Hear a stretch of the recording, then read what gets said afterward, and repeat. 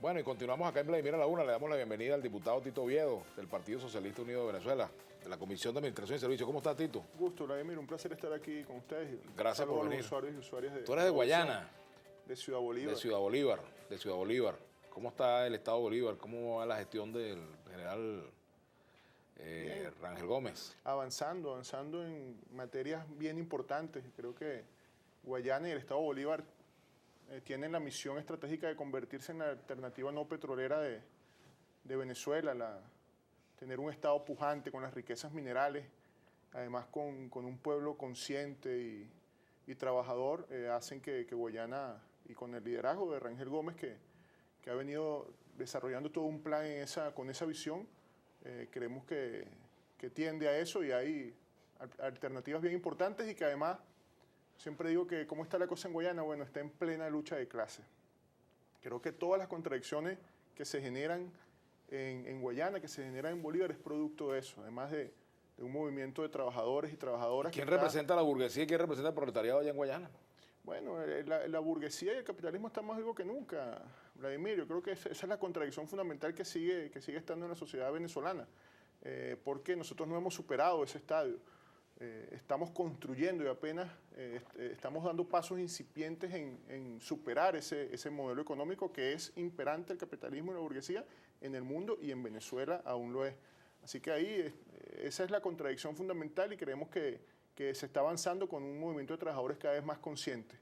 Ahora, siendo tú parlamentario por el Estado Bolívar, particularmente por Ciudad Bolívar, si te pidieran cuentas de tu gestión en el Parlamento, ¿qué le dirías tú a tus electores, Tito? Bueno, hemos trabajado leyes polémicas, hemos trabajado leyes que han involucrado a los venezolanos, como la ley de arrendamiento, la ley contra las estafas inmobiliarias. Hemos trabajado por la comisión en las que nos ha tocado, pero además hemos aprobado recursos importantes para el acueducto de Ciudad Bolívar, por ejemplo, que con el voto desfavorable de la fracción opositora se aprobaron recursos para un acueducto que está en plena construcción y que está ya en la parte final de ejecución, y que va a solucionar el problema de agua de millones de habitantes de ¿Por qué se opuso la oposición? De Ciudad Bolívar.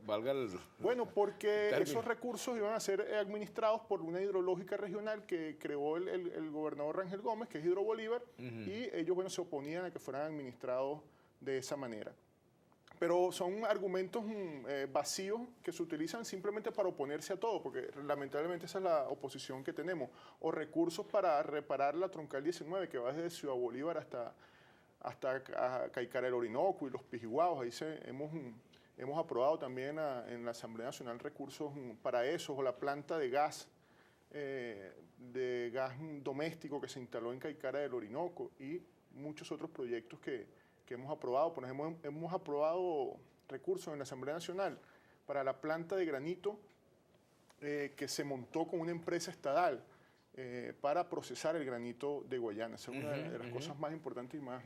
Eso lo contó el gobernador acá, que incluso. Lo ha expresado, y es una de las obras más importantes y que hemos apoyado nosotros desde la Asamblea Nacional, porque se trata de eso, del conjunto de coayudar al gobierno nacional, el gobierno regional, el Parlamento, para beneficio de la mayoría de nuestro pueblo. ¿Cómo ves el panorama del Partido Socialista Unido de Venezuela de cara a las elecciones parlamentarias? ¿Hay condiciones para que el PSUV retenga la mayoría parlamentaria? Sí. Claro, falta todavía tiempo, pero ya prácticamente estamos a las puertas de esas elecciones, falta muy poco tiempo. Sin duda, yo creo que para la campaña, los pasos que viene dando el Partido Socialista Unido de Venezuela entra ahorita en un proceso de renovación de sus autoridades parroquiales, municipales. Entiendo que el 23 hay una elección de los CLP, círculos de lucha popular. El 23 de noviembre. El 23 de noviembre hay ya un proceso que empieza pues desde abajo, y ahí empieza a relegitimarse toda la estructura partidista que se aprobó en el último congreso, que fue muy exitoso, y creo que es el primer paso que damos para consolidar aún más el partido, para que el partido sea un instrumento real de dirección del proceso revolucionario. Nosotros, todo eso va con miras a retener la mayoría parlamentaria e incluso, Vladimir, a conquistar los 2/3 de la Asamblea Nacional. Ahora, ¿el país está en condiciones de darle nuevamente mayoría al PSUV? Me refiero por la situación económica, por los problemas que han habido de protesta, por el tema de la inseguridad, la escasez de productos. ¿Eso no va a tener un impacto negativo en el voto hacia el PSUV y el Polo Patriótico? El Polo Patriótico y el Partido Socialista Unido de Venezuela ofrecen al país nacional un proyecto vinculado históricamente con el liderazgo de Chávez. Y además un proyecto que la gente entiende y sabe y se determina en todas las encuestas que lucha para superar los problemas a los que nos enfrentamos. La gente sabe quiénes son los responsables del acaparamiento, del contrabando, de la escasez. Y por el contrario, lo que vas a cobrar con su voto, que los sectores políticos de oposición se han enmascarado y no han condenado ese tipo de prácticas de la sociedad. Yo creo que el Partido Socialista Unido de Venezuela, con más fuerza y con más ímpetu, y además porque hay una oposición cada vez más dividida, va a tener unos resultados muy importantes y muy exitosos en las parlamentarias del próximo año. ¿Cómo ha cambiado en la Asamblea Nacional la vida cotidiana a propósito del asesinato de Robert Serra? Creo que fue algo que conmovió a todos los sectores del país. Creo que hay un momento de indignación colectiva, eso es lo que uno siente en la calle. A Robert lo conocimos desde las luchas universitarias, ya cuando nosotros éramos dirigentes estudiantiles, miembro del Consejo Universitario de la Universidad de Oriente y delegado del Consejo Nacional de Universidades. Ya uno estaba de salida del movimiento estudiantil. Robert estaba irrumpiendo con esa fuerza que nosotros le dimos, lo conocemos desde esa época. Y hemos compartido diversos escenarios con él. Y era, además, a pesar de que él era duro en su discurso, era, digamos, polémico en eso, Robert era un joven afectuoso, incluso contra los que adversaban y los que le adversaban a él. Y ahí en el Parlamento, propios extraños pueden decir eso. Yo creo que eso va a marcar un antes y un después en esta asamblea y en las venideras.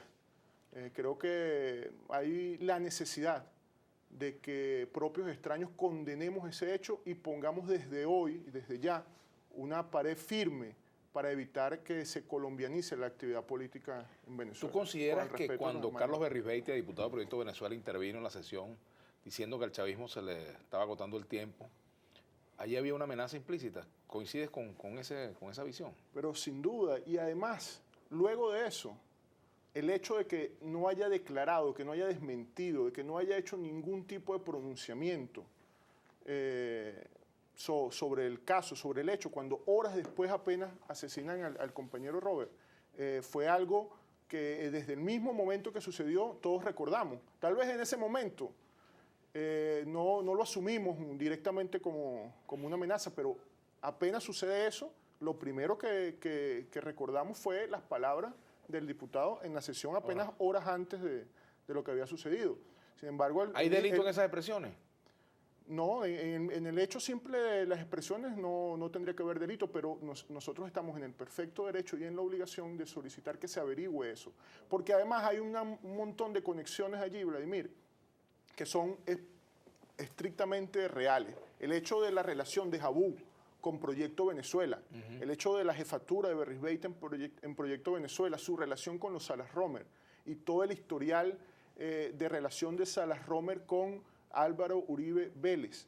Es decir, es un montón de cosas que están ahí. Están las grabaciones de Loren Gómez Salet, donde habla de eliminar, de matar 20 muñecos, como era ese, movilizadores, agitadores. Y todo el mundo en Carabobo y en el país sabe la relación de este señor Salet con Berrizbeitia y Proyecto Venezuela. Entonces hay un montón de cosas que se conectan ahí, entre las cuales está el hecho público y notorio de haber amenazado y haber expresado que a ustedes les quedan horas, que es sin duda una amenaza. Ahora, él habló de que tienen el tiempo contado. Ahora, eso puede interpretarse desde el punto de vista electoral también. Decir, bueno, ustedes van a perder el gobierno porque van a perder las elecciones. Puede ser una Sí, pero no hay elecciones presidenciales en breve lapso. Si fuese el caso, todo el mundo, cuando va a un proceso electoral, tiene los días contados, porque ahorita eligen por 5 años, entonces 365 días por 5 años es el periodo contado de un parlamentario. Es decir, la expresión realmente ahí se denota una amenaza, y además en un debate acalorado en el que acababa de hablar Robert Serra, amerita por lo menos una investigación y nosotros tenemos el derecho de exigirla y que se llegue hasta las últimas consecuencias. Porque, ¿qué es lo que dice la gente en la calle? Últimas consecuencias, allanamiento de la inmunidad parlamentaria de Berrizbeitia.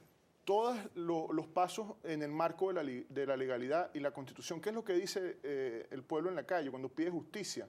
Que se llegue, por supuesto, a los actores materiales, que se ha dicho al país que están plenamente identificados, pero que además se haga justicia con los actores intelectuales de este tipo de crimen, del camarada Otaiza, de Robert y de cientos de campesinos que han sido asesinados por la lucha por la tierra, de dirigentes sindicales que han sido asesinados. Es decir, es justicia, pero además esa justicia debe llegar a los actores intelectuales de esta violencia que se nos pretende sembrar en el país. Estamos a la puerta del inicio de una escalada de violencia política en el país. Tenemos que hacer una pausa. Al retorno continuaremos conversando con el diputado Tito Oviedo del Partido Socialista Unido de Venezuela. Ya venimos.